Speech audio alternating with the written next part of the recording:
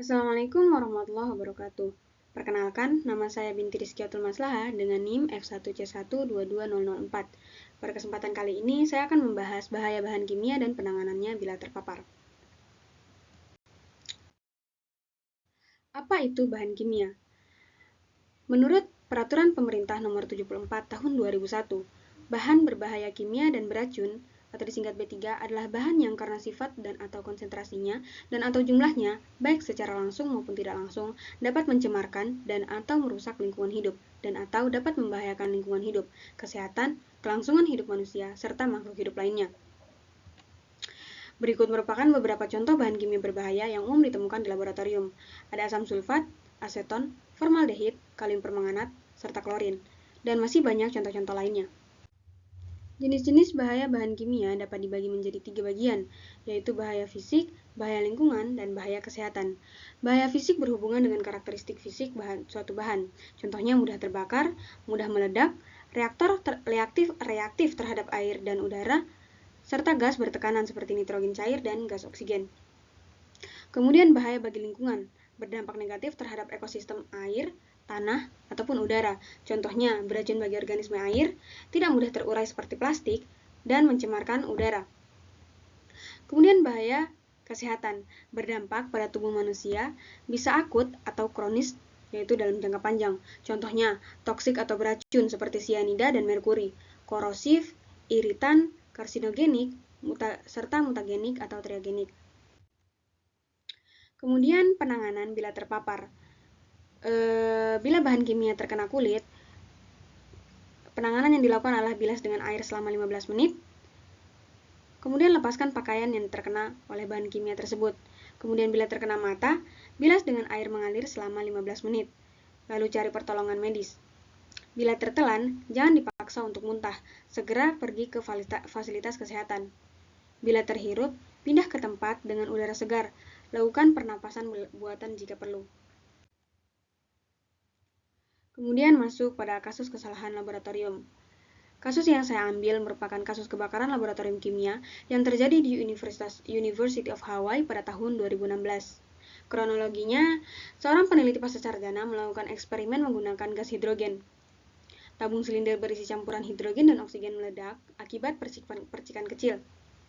Peneliti mengalami amputasi tangan kanan dan luka serius di wajah. Kesalahan manajemen, percobaan tidak melewati review keselamatan dari institut atau risk assessment. Peneliti tidak diberi pelatihan penggunaan gas bertekanan tinggi. Tidak ada alat pendeteksi kebocoran gas di laboratorium. Masuk ke kronologi lengkap kasus ledakan laboratorium of University of Hawaii at Manoa yang menimpa postdoktoral Tia Ekins Coward pada 16 Maret 2016. Yang pertama, persiapan eksperimen. Tia menyiapkan sistem kerja di laboratorium Biofuels Hawaii Natural Energy Institute, yaitu dengan mencampurkan gas 70% hidrogen, 25% oksigen, dan karbon dioksida dalam tabung baja 49 liter sebagai umpan untuk bioreaktor. Ia membeli sendiri tabung, regulator, katup pelepas tekanan, dan gauge digital.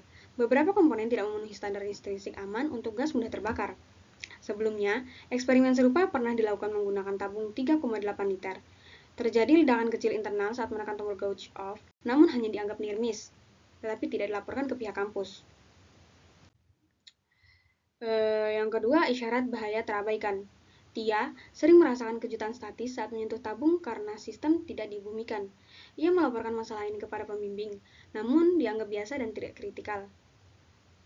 Lalu terjadilah ledakan pada 16 Maret 2016 sekitar pukul 17.51. Saat menekan tombol off pada gauge digital, rangkaian elektronik memicu percikan api di dalam tabung yang penuh campuran gas mudah meledak. Lalu terjadilah ledakan. Tabung hancur, panel langit-langit pecah, dan pecahan meluncur ke seluruh lab. Tia kehilangan satu lengan di atas siku, mengalami luka bakar, dan gangguan pendengaran sementara. Karena pintu laboratorium macet, rekannya harus mencongkel pintu untuk menolongnya keluar. Investigasi awal dan respon. Honolulu Fire Department menyimpulkan ledakan adalah kecelakaan, dipicu oleh percikan dari gauge yang tidak aman di atmosfer gas mudah terbakar. Kemudian, Hawaii's Department of Labor serta University of California Center for Laboratory Safety dilibatkan untuk investigasi lanjutan. Hasil investigasi, Menyoroti kesalahan teknis dan institusional. Perangkat tidak intrinsik aman, tidak ada grounding, SOP dan prosedur manajemen risiko tidak dibuat, dan NIRMIS tidak ditindaklanjuti. Kemudian terakhir, tindak lanjut dari institusional. University of Hawaii membentuk Chemical and Physical Safety Committee untuk meninjau dan memperbaiki protokol laboratorium. Hawaii Department of Labor memungut denda awal $115.500 US, kemudian dikurangi menjadi $69.300 US setelah kampus memperbaiki 9 dari 15 pelanggaran terkait keselamatan laboratorium. University of California Center for Laboratory Safety merilis laporan rekomendasi komprehensif yang fokus pada pelatihan, manajemen perubahan, audit peralatan, dan budaya keselamatan laboratorium. Terakhir, berikut merupakan foto-foto yang diambil setelah kejadian terjadi di laboratorium.